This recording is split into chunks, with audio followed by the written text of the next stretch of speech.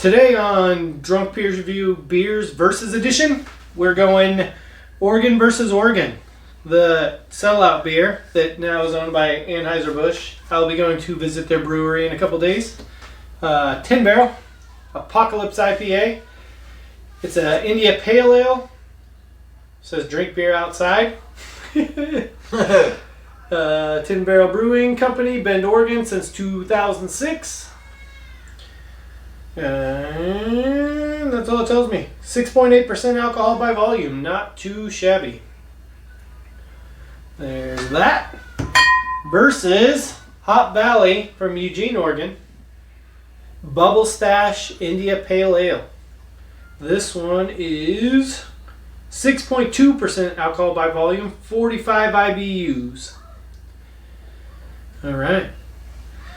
The end video for all my beer review videos is Hop Valley. That's their bottling plant that I was recording. Alright. So we're going to pour the Bubble Stash into the bubble cups. Feels like half. Scientific measurement, Jesse. That's why I fucked it up so bad.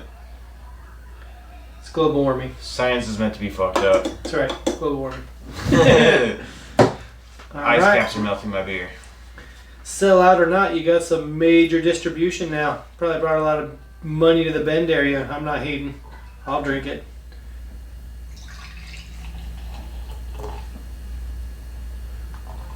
Very similar in color. Beautiful. Perfect pour. Perfect pour. Alright, this beer's got some floaties in it. There's some shit in that beer right there.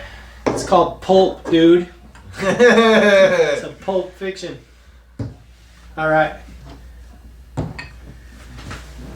Which one? Which one? Bubble Stash. Eugene, Oregon. Hop Valley. Smells freaking delicious. Very citrusy. Very citrusy. Definitely citrusy, fruity. Well, Can't wait to try that one. That smells really good for sure. That one smells fruity too. I can tell already this is going to have a lot stronger taste just by the smell and the fact that it's pulpy. And it definitely is a shade or two darker. It definitely poured pretty similar, looked pretty close, but definitely a little bit darker. It definitely smells a little bit more alcoholic as well, I guess you could say. Yeah, both IPAs, both one of the premier beers from each brewery. So let's dive in. Which one do you want to try first? Let's try the Bubble Stash. All right, Bubble Stash.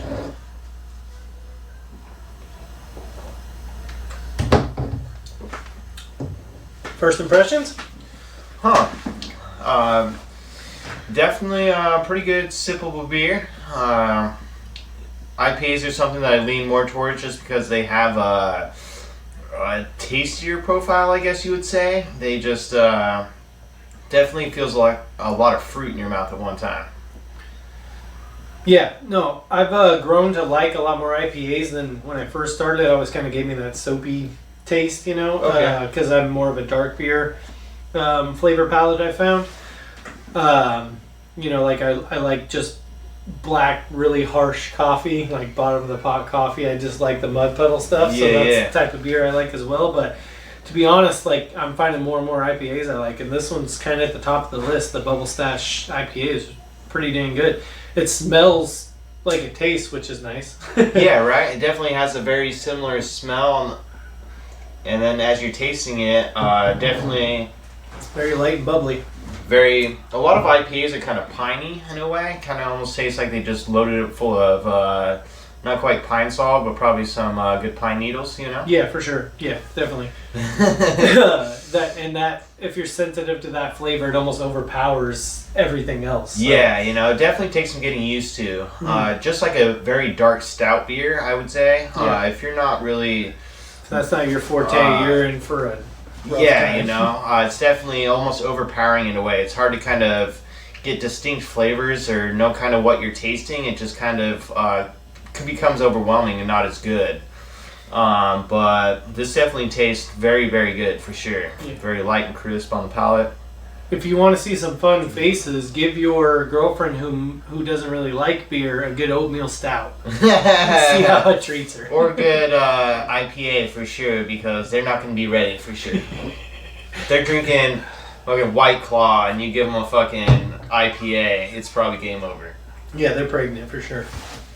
Yeah, you're both drinking at the same time. I hope you used a rubber for sure. If they're drinking White Claw, they might be pregnant at the time. So.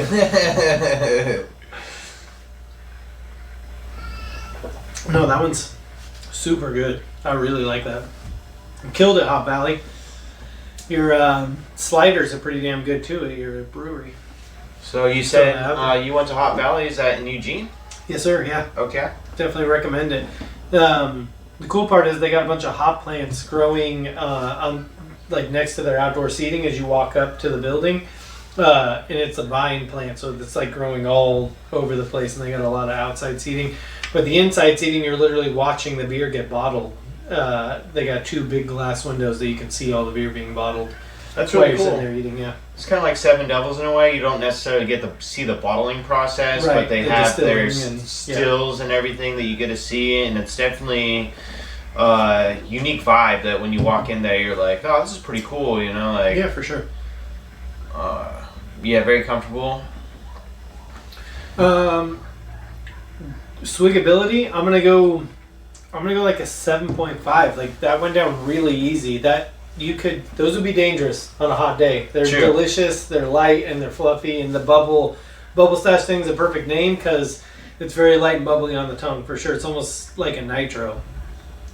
Yeah, it's it definitely an IPA as far as that piney flavor goes, but as far as being too over harsh on your stomach or something, it's definitely very light and crisp for IPA. Yeah.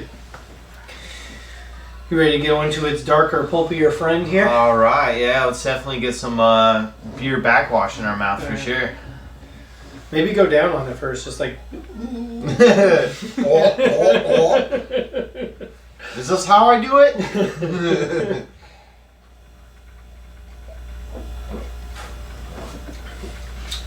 Ooh. Ooh. Huh. Kind of total different, more intense flavor, but it's not necessarily bad. It definitely grabs your tongue right off the bat, though. Yeah, definitely. It's hard to kind of pinpoint the flavors in that a little bit. Yeah. It's kind of like you go from something that's so got so much flavor to something that's a little bit. I don't know how to even explain that. Really, it's kind of different. Aggressive. It's aggressive. There you go. There you go. It's good. It's not necessarily bad. It's just a lot at once. It's almost like you're drinking a concentrate or something. You know how it grabs your tongue. If anyone's ever popped a fresh cranberry in their mouth and had like the moisture feel like it's being sucked away from you, it's almost like that at first. That first initial like, whoa, and it hits you on the back end too. It's definitely aggressive beer. Yeah, or definitely aggressive IPA, I should say.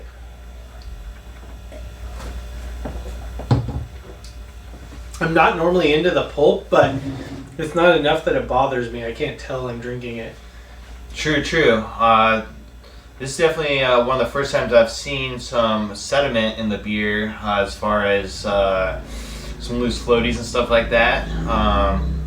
But it's still, it's a good beer. Yeah.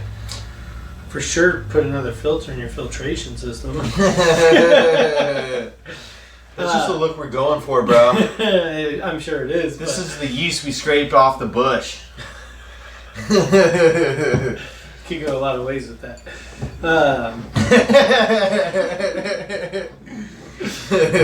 No, it's not one that you... Hey, it looks like a snow globe. I like that little finger tool you got in the fucking bridesmaid cup, you know? Just like, yeah, right. Make me a... I don't even know. It begs to be twirled, you know? It's a bridesmaid. No, but do you like the snow globe effect? Yeah. Anyway, now that we've thoroughly fingered our beers. Yes. This isn't a swiggable beer by any means. This is a sippable beer if you like a strong, harsh IPA, aggressive IPA. Yeah, this is definitely harsh and aggressive. It's definitely overpowering on the palate as far as like I wouldn't necessarily drink this with dinner just because it would kind of get lost in the beer. Yeah. You're going to want to be in your safe space to drink this. It'll hurt your feelings. Yeah, you can't just really get down on that too crazy just because that's pretty stout in a way for sure. Yeah. Yeah, it still hit me, and I took a drink like 7 minutes ago, so it's a ton of flavor. Yeah, it's definitely overwhelming on the palate, like I'm trying to say. It's just, sorry, go ahead. You know, go for it. Is this one that you, like, would want to drink again, or what a situation you'd want to drink this? You know, I would have to say this wasn't one of my favorite IPAs, but definitely drinkable again. It's more aggressive, so it'd be something that maybe towards the end of the night or something like my last beer, just to kind of, it lasts a long time on the palate, so just to have something that still tastes good after a while, that'd be cool. Yeah. It definitely tastes, I mean, not good, but no, it tastes. No, it's not this wouldn't be my thing. I'm not going to keep drinking an IPA that I feel like I could put like a half gallon of water in and still get enough flavor for my beer, you know? True. But for the people who do like that are really into IPAs, this is the one. Now that I've compared the two, it's not really a comparison because it's a completely different type of beer. For me, Hop Valley, 100%. Not picking them just because they're still a local brewery and didn't sell out or anything. 100%. This is more my cup of tea, if you will. I would say that too, just because it's definitely a lot more cleansing and it tastes a lot lighter for an IPA. It's a lot more flavorful because this other Apocolypse IPA, it has overpowering sense on the palate, but it's definitely not as pleasing, I would say. If I could paint you guys a picture, I would say this one feels like I picked a really good apple off of an apple tree, and I have that like fresh, clean, delicious, wet feeling in my mouth. And this feels like my girlfriend just got home from the bar and is aggressively kissing me on the tongue. And all I can taste is everything she's drank that night in a clusterfuck. True, you know. The first beer, you're like walking through some sunshine out in the woods. You're just having a good time. That would definitely be some good beer to have. And then the Apocolypse, definitely if you're surviving the apocalypse and this is the last beer you have, definitely would be a decent beer to have, but definitely not my go-to necessarily. Now when we talk about branding, with exactly what you just said, I want to talk about how good the branding is, because Bubble, like light and bubbly, and Apocolypse, like your tongue's fucked up now, dude. Like, they perfectly hit the nail on the head in branding. I love both of them as far as branding. This is sort of generic to me in the sense of it doesn't jump off the shelf to you, but if you're an IPA fan, you really like that aggressive taste. If it says Apocolypse above IPA, it's kind of lending its name to what it does to your taste buds. And this is as well. It's so light and bubbly and, you know, like you said, a nice walk in the woods. Yeah. Going down on an old lady. Getting gone down on. If I could get the tongue twister out of my mouth. For me. Yeah, now that you say the Apocalypse has this old lady taste, I definitely picture just eating out old lady at the moment. Yeah, for sure. That explains your boner. Then Bubble Stash clears out the palate, so that would definitely be a good one to have after you eat the old lady out, possibly. Yeah, for sure. Like a palate cleanser. It's kind of like cheese and wine. Yeah, right? I would say as far as branding wise, Bubble Stash reminds me, it's real similar to Bubble Hash, so it's like, kind of jumps off the shelf a little bit more, just because that's something that I fuck with. Some hash for sure, you know. You fucked with some hash. Fuck with some hash, you know, especially some bubble hash. That's some good shit.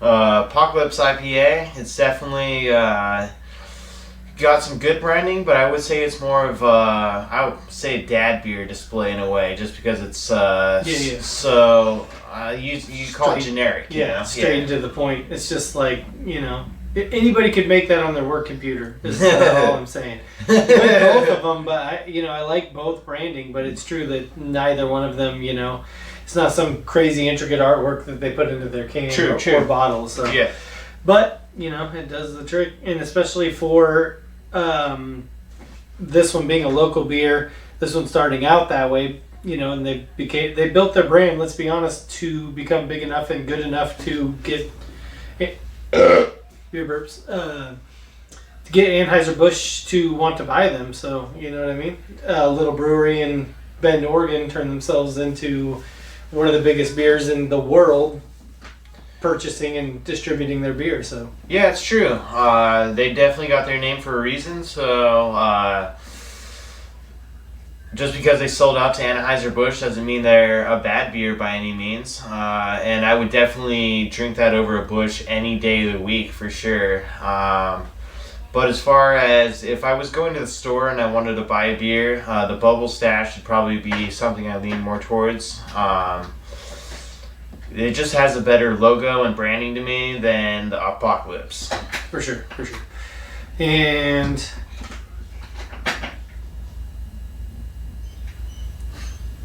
I don't even know what that is. Anyway, the